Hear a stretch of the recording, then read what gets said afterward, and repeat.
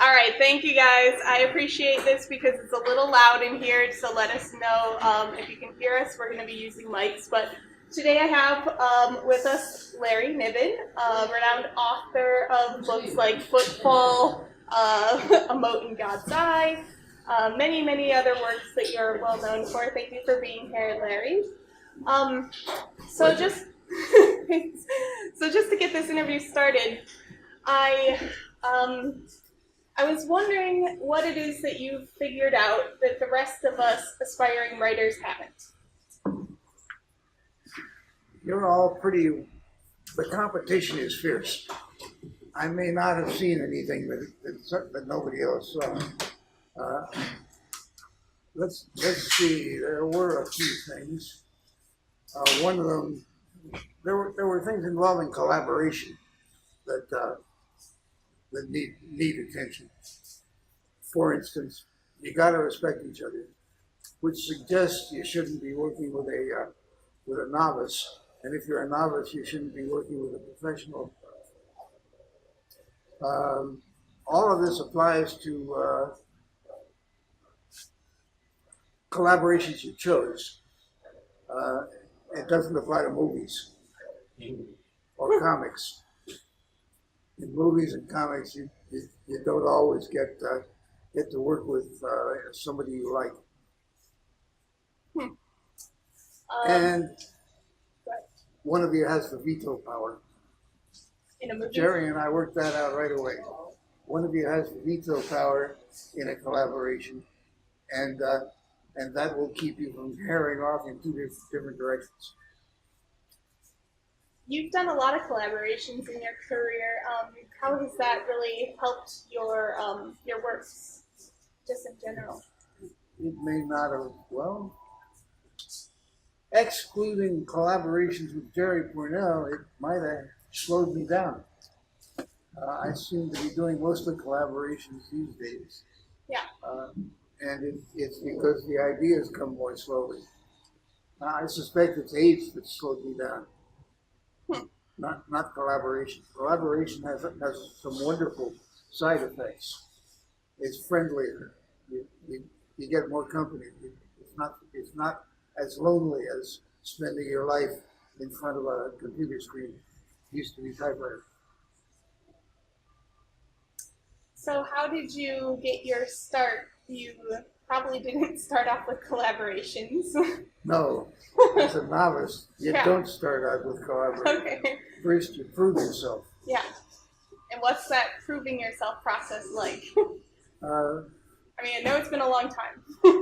There was a class advertised on the backs of magazines, the famous writers' school. Yeah. I got into that, and I got through about 2/3 of the course. By then, I was selling regularly, and I thought I could concentrate on writing rather than answering quizzes. So I never got into characterization. So you're saying you quit writer's school to become an established writer? That's correct. Well, that's the way to do it, right? Sure. It's what they intended. In fact, once they realized why I had slowed down, they invited me to take the course to its ending and for free. Okay, cool. But you didn't really need it at that point. I'm a lazy guy. I might have done it if I had my acting in it. Mm-hmm. I read that you had gone to school for mathematics, or math, and how has that helped you in your writing, having a kind of logical foundation like that, or is it kind of gonna? I think so. Okay. I do not think I've used mathematics directly in a lot of my work. Some of it certainly, but not a lot. But the habit of thinking like a mathematician has served me very well, I think. Logic, proofs. It may have slowed me down in writing detective fiction. Why is that? It's a puzzle to solve. Because the puzzle you work out has to have only one solution that can be demonstrated. I can write a crime story a lot more easily than that. That's interesting. Is there, I mean, I feel like that kind of genre has a lot of different techniques you have to use too, like misleading, setting up different storylines. Is that part of what makes it difficult? Okay. You don't need them all. I haven't written a detective story in some time, but my best crime story might have been The Hole Man, which involved a quantum black hole. Cool. So what kind of things are you writing now? What's floating around in your head currently? Yeah, let me dig something out of my pouch. Okay, please do.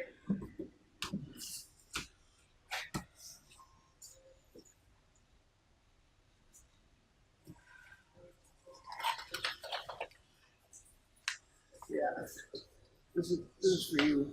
Okay. Oh, thank you. Yeah. This is for you because a week ago you were talking about starting a new religion here. I am not a new religion, a new church, though, and God needs collaborators. So thank you. I really appreciate it. Yeah. That's the latest thing I've written. Okay, fantastic. Well, I unfortunately can't read it this second, but it will help me with this. And this brings me into, you wrote, what's it called? Inferno? Off of Dante's Inferno? Yes, Inferno. So, were you a big Dante fan? I know you brought this up to Jerry. You had the idea for this. I haven't read a lot of Dante. I've read the Divine Comedy, of course. Yeah. But he wrote other things that I haven't read. Yeah. And you had to study. Did you look deeply into the Divine Inferno or the Divine Comedy? It wasn't like that. Okay. I took a course in college. Yeah. World Great Literature, and picked Inferno. Read the Inferno right through like a mystery story. Yeah. Yeah. Read it right through, then backed up and read it again with the notes. The Ciardi edition. Cool. Yeah. So years later, that was still in my head when Jerry and I were collaborating. We had finished A Mote in God's Eye, which, by the way, the LASFS gave A Mote in God's Eye best unfinished novel 2 years running. Because we kept talking about it until we were sick of it. Well, I know we're not sick of it now. Yeah, then it was going to be over-fieldy. Yeah. But it suddenly dawned on me that Jerry had been talking religion as a recreational thing for all of the time we'd been working together. Wow, I could get Jerry to help me write Inferno. I'll go into this religion as a recreational thing. Like, these are the things, you did this for fun? Yeah, or, okay. Mind you, Jerry was trying to convert me, I think, to the Church of England. But Jerry often just played with ideas and would take either side if you like. Yeah. For him, it might have been recreation. It was recreation after I got him involved. Mm-hmm. But for me, it was recreation from the start. Yeah. I daydreamed of getting through hell without divine help. Or at least without somebody at my side who could call on angels. Yeah. Like Virgil. Yeah, that's great. And I know that Jerry said that the suicide character had to be Sylvia Plath, and that was your introduction to looking about her and her life. Did she become kind of a big character, or did you become a fan of her? Yes, of course she did, and no, I guess I'm still not a fan of Sylvia writing. I haven't actually read her poems in a long time, so. And as for suicide, I'm against it. Yeah. Good. I think that's a good public service announcement. That first scene in the book was what had been living in my head for several years after finishing Inferno. Yeah. And Jerry, meanwhile, went on thinking about the situation. And we wound up writing a sequel with Jerry doing more of the work. I did more of the work for Inferno. Mm-hmm. Well, you had had it in your head for Sure. for years at that point. Thinking about that, I was wondering how it is that you have new readers all the time discovering works that you wrote like 40 years ago, 30 years ago, 10 years ago, and how these stories keep living and keep coming alive to new and new people. Is it strange that something that you've like potentially worked through many years ago keeps coming up as something in your present? I know it sounds that way, but it's not strange at all. The stories I wrote 40 years ago are still there in my head. Yeah. I know exactly what they're talking about. Huh. So you... I can discuss a 40 or 50-year-old story easily. Yeah. And you haven't forgotten many things, I feel like I have a problem remembering things I've done. I forget some things, but those come back. Okay. You'd think that the problem would be I'd remember all the versions of a story that I threw away. Yeah. But that doesn't seem to bother me much either. Do you remember the versions that you threw away? To some degree? A little. Okay. There was a stack of paper that Jerry came to me with that was Lucifer's hammer when Randall gets thrown on the road, ejected from the stronghold.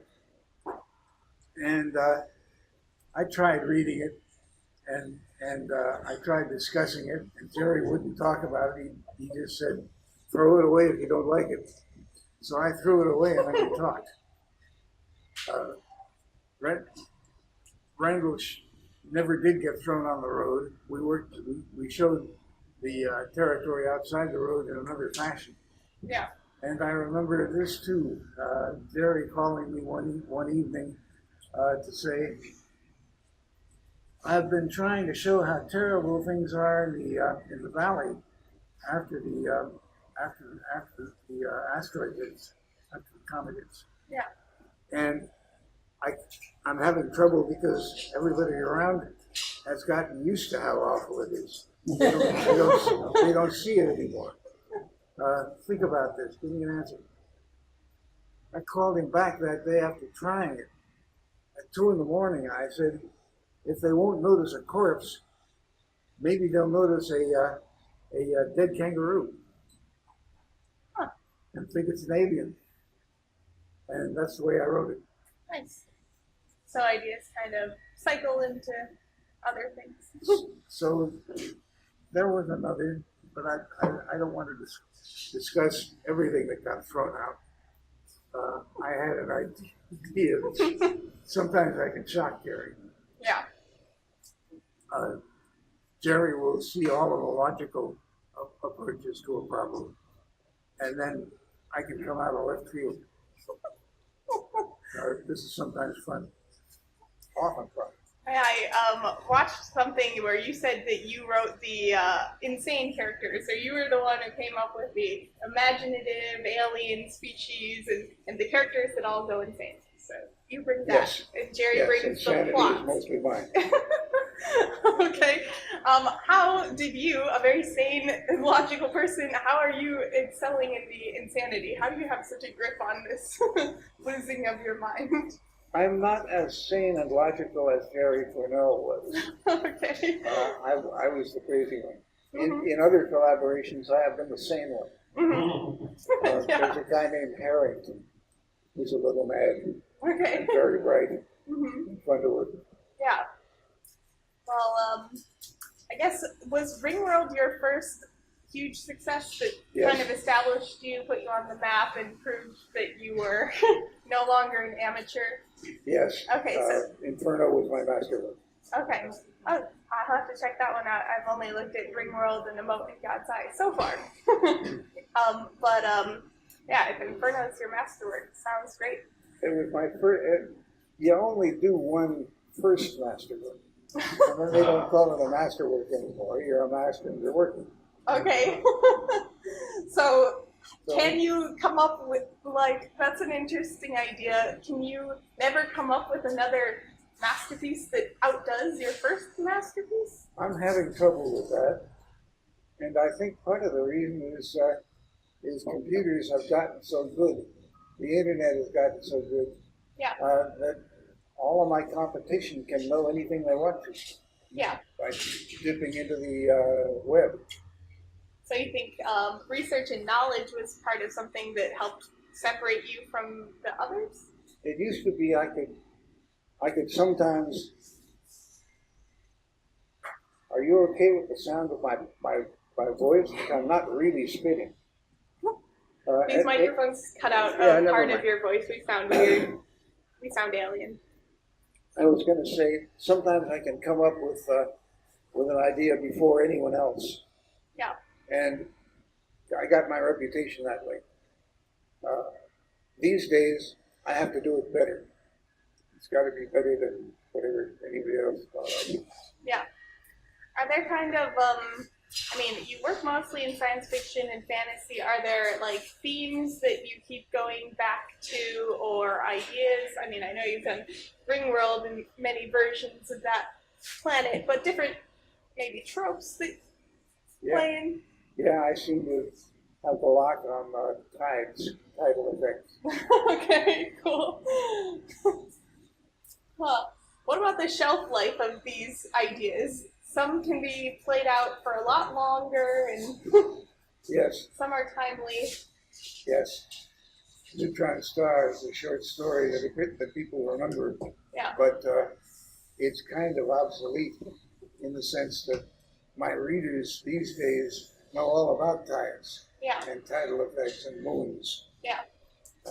because of research and exploration done by NASA. That's interesting. So you feel like if someone knows some of the science, or a lot about the science behind your works, that some of them get lost, like the story doesn't hold up. Well, I'm not saying your work doesn't hold up. some science fiction does get obsolete, and I knew that going in. Yeah. I knew that 50 years ago. I decided to risk it. Yeah. Well, I mean, the risk has paid off well for you. Why have you stuck so long in science fiction? I didn't stay. When I think of something else, I write it. Okay, that's fair. Would you ever write a romantic Will I ever write a romance? No, I never will. Will you ever write just a straight drama, no mystery, no crime, no Lucifer's fantasy? Hammer is very close to that. Very close to drama? Yeah. Okay. We didn't make anything up for Lucifer's Hammer. Okay. Interesting. Do you enjoy doing science fiction and fantasy the most? Yes. Okay. I mean, Sure. we would hope so. Of That's course. what you're doing. As must be obvious, Yeah. I love science fiction and fantasy. Yeah. What do you think about writing for trends?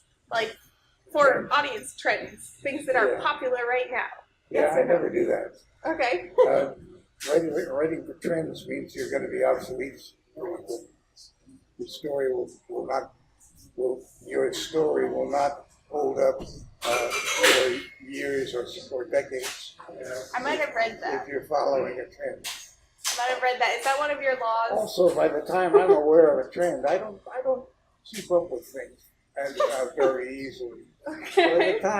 By the time I'm on it, it's worked itself out. Okay. I can write the last story about zombies. Hey, who knows? You might write the first, and then it becomes a trend. That's the better way to be.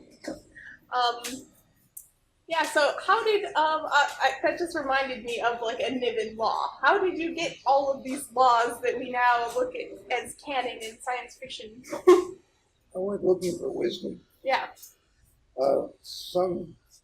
I'm never going to be a really wise man, Okay. but sometimes I can spot a thing that I know to be true.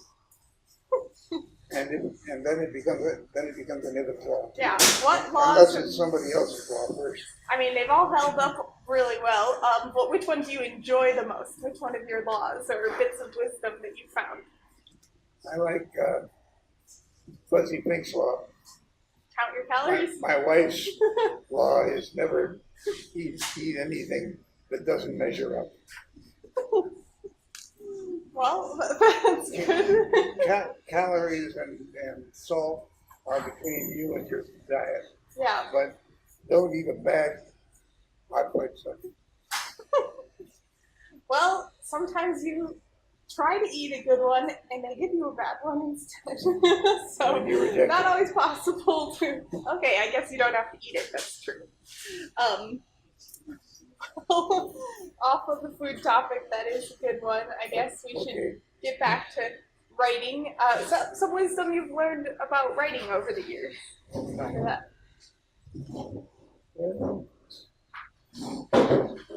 Understand, I'm trying to remember them from a list I made all those years ago. And sometimes the list changes. Mm-hmm. Writing, you have to write, of course, but everybody knows that. Yeah. Well, I think some people think it's just magic, like it just came and you didn't do any work, and I think some people think that. Yeah, there are people who think money is magic. That's true. And that it grows on trees, but it doesn't.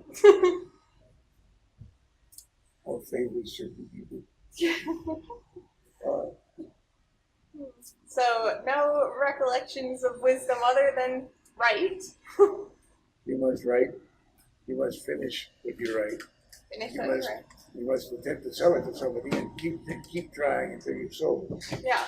You do not rewrite until you're told to rewrite. Yeah. And I don't follow that rule. Those are four of the Heinlein rules. Yeah. And they work.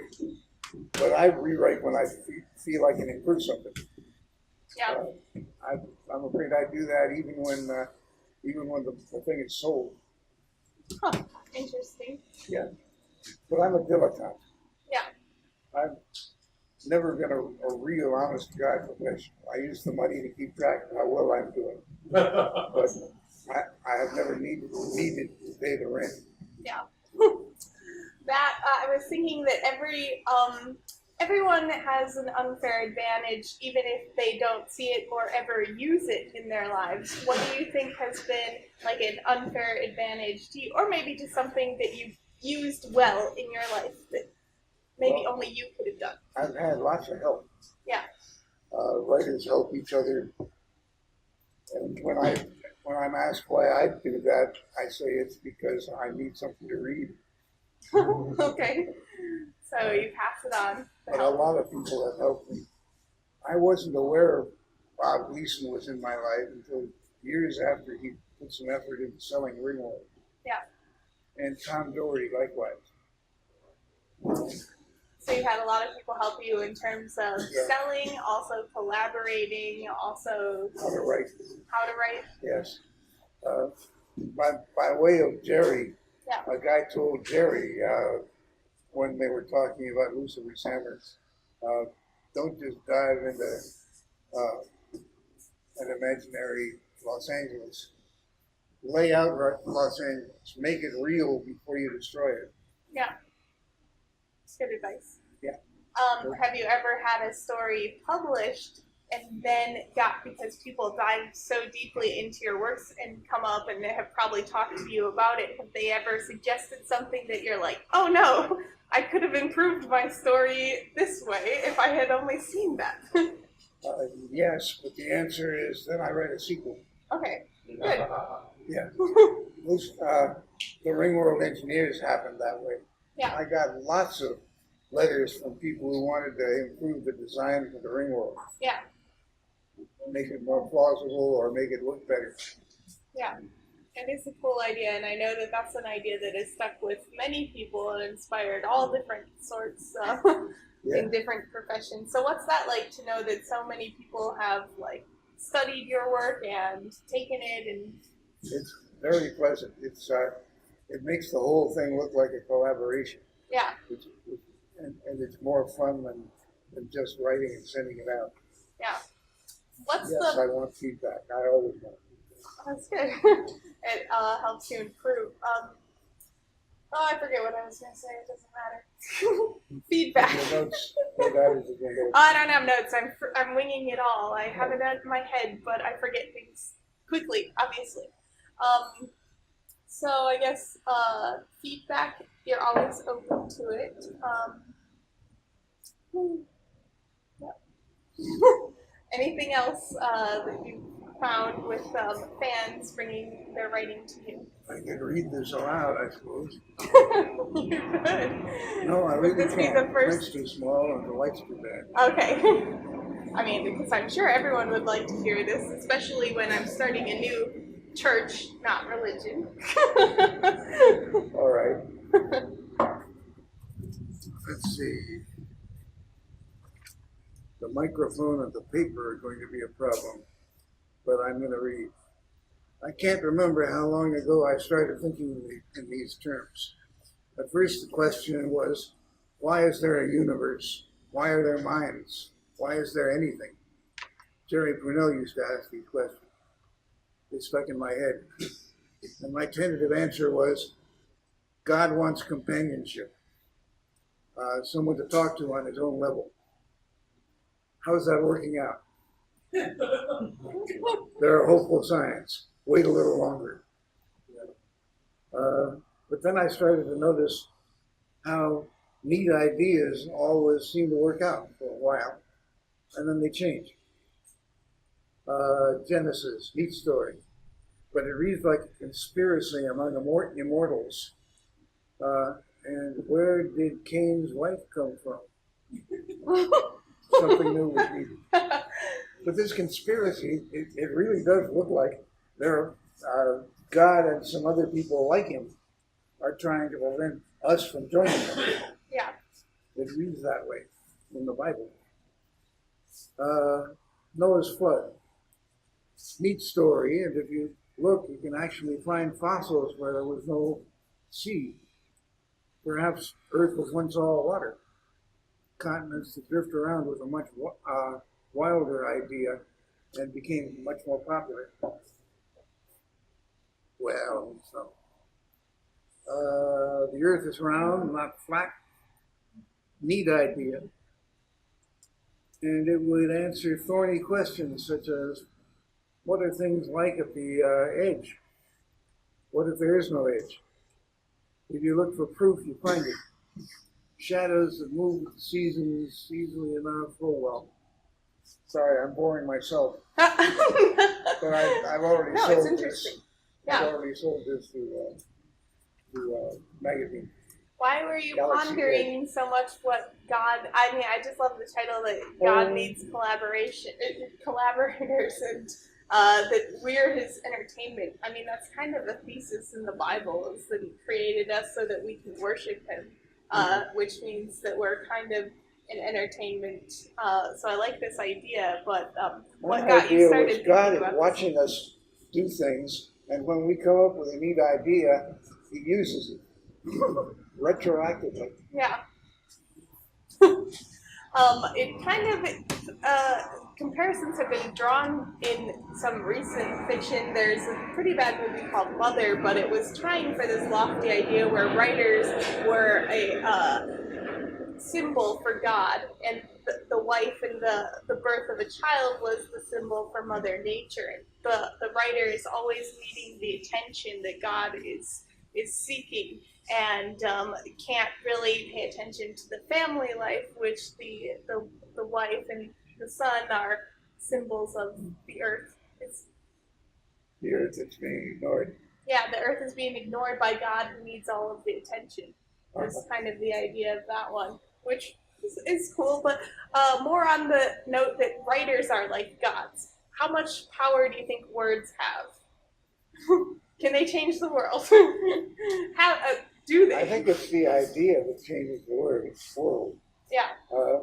Some of the greatest books, most powerful books, aren't very well written. They just have the neatest ideas. That's true. Yeah, The what kind of... Bible isn't very well written, okay? It's not. It sprawls all over the place. It's a bit of a There's a collaboration book with a list of between names, people who've never met, right? people separated by generations, Yeah. thousands of years. Why do you think Christianity has had so much influence on Western thought? Uh, False alarms, partly. The idea has to have something, though, because you can't just rally so many people by force, right? You have to have some idea unifying people. Why is the story that you'll eternal life afterwards so compelling to so many? Because that's what we want. Yeah, we want to live forever. Yeah, nobody wants to die. Everybody wants to be told that he's going to live after death. Yeah. So if you could live longer or live forever, would you? I've got my doubts, Okay. but I'd give it a try. Yeah. What? 1,000 years? 10,000 years? Try it out for... How long before you can't keep track of your numbers? How long before you get bored? Yeah. Or can't come up with new ideas. Yeah. Adapt to different changes. Yeah, I think time changing makes things a lot more fun. So if it doesn't, it feels a little boring. But I don't know. I'd wanna try for immortality. Let's give it a try. Yes. So as a writer, I mean, a lot of people look to you for your stories, for your words. What do you think is the best takeaway that people have had, or best reactions people have had to your words? Best reaction is, Yeah. I want to go out and learn more. Cool. I think that's it. Yeah. I want to go out and learn more. Or what a great idea. I bet it's true. Yeah. Because you're kind of weaving a bunch of lies together and coming up with something that people then now find the truth in. I don't think I've ever lied to the reader. Yeah. It's interesting. I've often been wrong. That's another matter. Okay. And I'm a persuasive guy. Yeah. When I'm wrong, I'm still persuasive. People believe you So you got to be cautious. but then they can find that it's wrong. Where have you been gone wrong in some of your stories? Either artistically or just factually? Pretty well known because I never keep my mouth shut on the subject. The first story I published was wrong before it was published. Okay. It hit print Yeah. when they'd already changed Mercury. Oh, yeah. I read about that. Okay, so there are some times when you're factually wrong. Any time where you feel like you've artistically gone astray and you kind of just, that wasn't one of my better works, I just want to move along. Yeah. Ringworld, I think, would have been a more true story if there hadn't been fast and light involved. Yeah. You don't build a Ringworld if you've got other options, such as going to another planet. Yeah, that's true. I didn't think about that, but I'm sure a lot of your fans like thinking about that. Yeah, it's a viewpoint. Mm-hmm. I'm not unhappy with the Ringworld. No, you shouldn't be unhappy with it. I mean, it's inspired many people to even think about constructing one as an option. But on that note, I was wondering, what is the the moral responsibility of a writer? Yeah. Do we have one? The ethics of madness. I'm not sure about the ending of that story. Okay. It's as if I had a better story, a better ending waiting.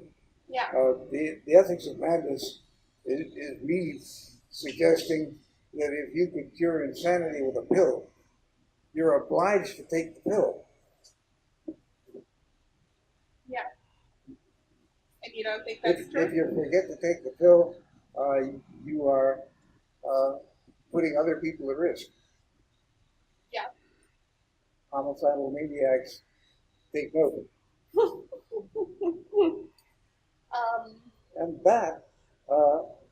was said centuries in the future, but it's true now. Yeah. Already there are people who can stay stable if they take their bloody pills. Yeah. And so they're ethically or morally obligated to be taking their pills. Wasn't there a play called Equus? I don't know. Yeah, in which the main character is a madman. Yeah. And let's see, there are no clues from him in the play. Yeah. How do you define madness, I guess? Why do we have people who are mad versus sane? What's that line? Yeah, and the first question's a good one. Sometimes you're mad because lots of people think you've got a crazy idea that doesn't work. They don't always lock you up. They don't dare, but they used to. Yeah. It used to be you could wind up in a mental institution because you thought continents floated around on pools of lava. Yeah. A lot of people did. Galileo, right? He was locked up. Yeah. For knowing that the Earth isn't the center of the. And Francis Bacon. Yeah, Francis Bacon. A lot of people were historically, but again, they're more sane than the rest of us. They just knew these things before the rest of us observed it. That part of madness. It'd be awkward to be right a little too soon. Yeah. But yeah, I guess it happens. So can you be ahead of your time? Like, we're all living in the same time, and it's kind of an odd phrase that you can be ahead of your time. So is that a possibility? You can be behind your time too, of course. Pretty much nobody notices that. Well, they can. I mean, like The Handmaid's Tale, that's kind of these people think behind the times to an old society of religious sects, and yeah. I invented gravitational lensing, but Einstein had gotten there first. Then how do you say you invented it? I didn't know Einstein had invented it. Oh, yeah. That's I fair. invented it for a short story called Neutron Star. Yeah. Oh, we gotcha. So you came to the same conclusions on your own. Well, that's a good thing of Yeah, if the star goes behind a black hole. yeah. No, if the star goes behind a neutron star, it can the light can come as a ring Yeah. around the lens. Yeah, that's very cool. What are some of your favorite things that you've learned while researching all of these different topics, other than gravitational lensing? Like, just things that you found out, discovered? Let's see.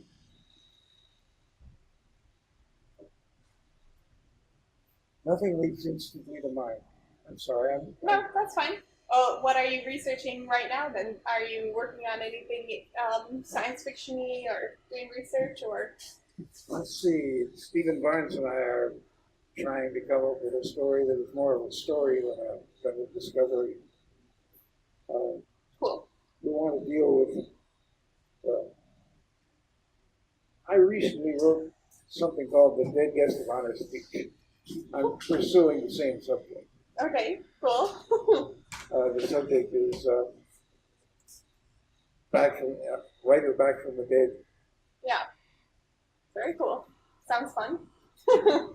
Do you have to create a whole new set of logic when you're creating something fantastical like people coming back from the dead, or do you basically stick with the physics and rules of this world and manipulate it slightly? And this one I'm going to do both. Okay. At least I have to persuade Stephen to go along with this, but the notion is you got a writer who's you got a big name, fantastic writer who's died. Yeah. You've got a lesser writer who's fascinated by him. Yeah. Picks up his laptop, gets a lot of information from that. Yeah. Picks up information from people who do research until he thinks he's in touch with it. Yeah. Now he and the possible ghost write a story about a writer who is dead, who has been revived as a computer personality. Nice. Now it's science fiction. They're writing.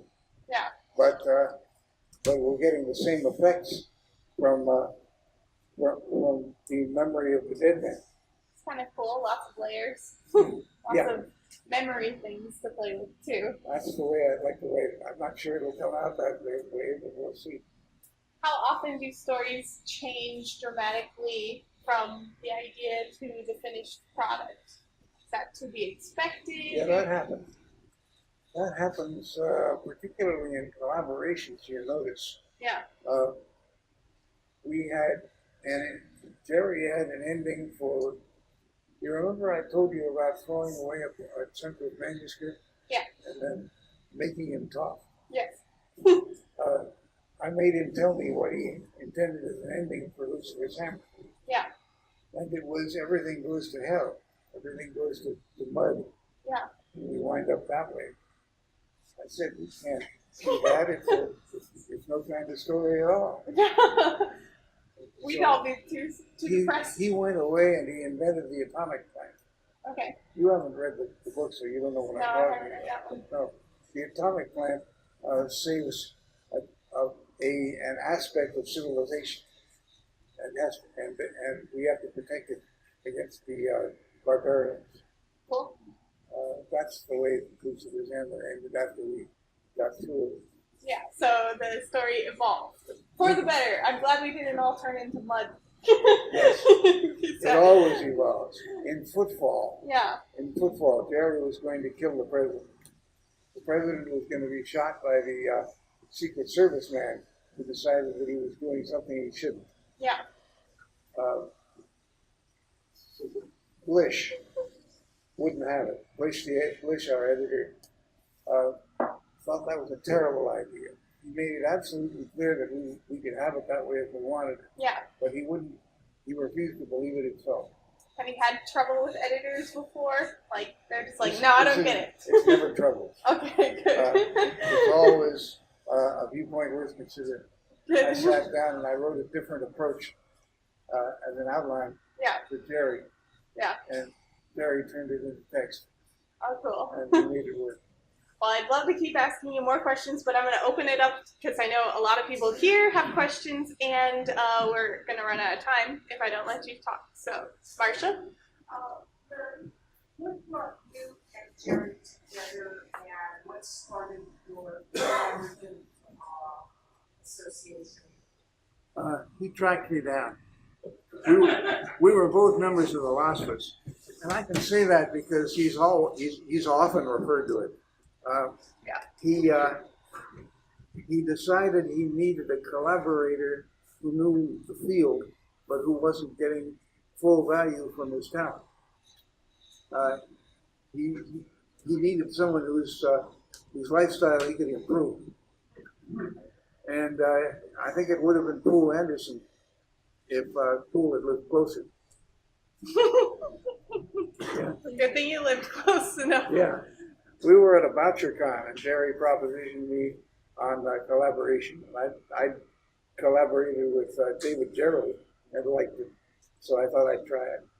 That's great. Yeah. Other questions? Go ahead. Yeah.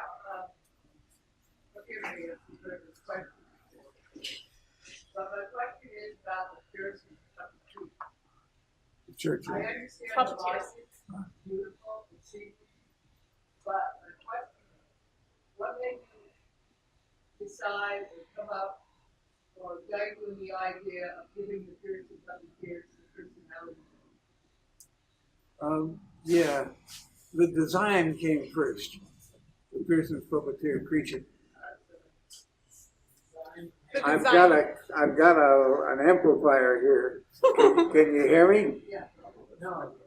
Okay. The design came first Oh. for a novel that didn't happen, and And then I did Neutron Star, and the Pearson's puppeteer became a coward because otherwise they wouldn't have chosen Veto Schaefer to do their work for them. Dangerous, possibly disastrous work for them. Great. You happen to like Cecil the Sea Serpent? You happen to like that problem? I didn't hear all that. Did you like what cartoon? Cecil the Sea Serpent. You like that cartoon? Did you like Cecil the Sea Serpent? Looked like Cecil the Sea Serpent? Yeah, man, you got me. yeah. As a kid, I was a Cecil the Sea Serpent fan. Tom had a question. How did you get the opportunity to write for Star Trek? Dorothy Fontana came to me and suggested I do some work. She was working with cartoons, and she got me involved. And I tried several scripts before we got the one that worked. Matthew had a question? Back to the puppeteers. Regarding the puppeteers' innate genetic, perhaps, cowardice is their survival trait, but a race of creatures also has to have a certain amount of aggression in order to propagate and to take over more of the land where they live. So how do you reconcile that? How do the puppeteers come to multiply? You know, this is a very old conversation. They were arguing about this when I first got into the field, about whether every intelligent being has to be a carnivore. I took a shot. Okay. I've taken a shot in the other direction with other aliens. The puppeteers are what they are. If you don't believe in them, write your own. All right, Scratch, you had a question? One thing about the puppeteers, if you have sufficient technology, which they had, being traders, they're willing to buy anything, but they've also bought muscle. Yes. Yeah. And the puppeteers that mankind met by puppeteer standards were insane. They were extroverts. Yeah, I had fun with that. Well, I'm sure we could talk about the puppeteers all night, but I just want to make sure we get in any more questions before we have to be done. Deborah and then Ben. Is there a big, in terms of thinking and writing, is there a big difference between writing, say, a novel and writing a script?